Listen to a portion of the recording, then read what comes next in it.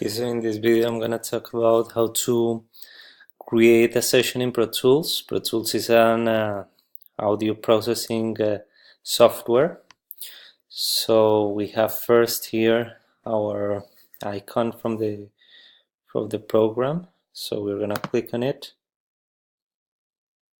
and it's gonna start launching the application.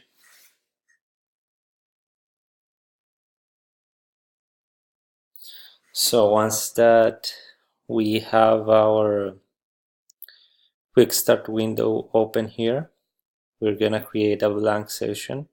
We're gonna create a new session.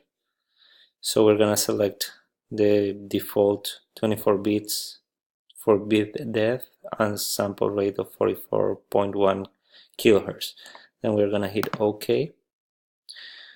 Then it's gonna prompt me to create a folder where the session will be stored. So this is just for the purpose of recording. So it's just, we're just gonna name it recording.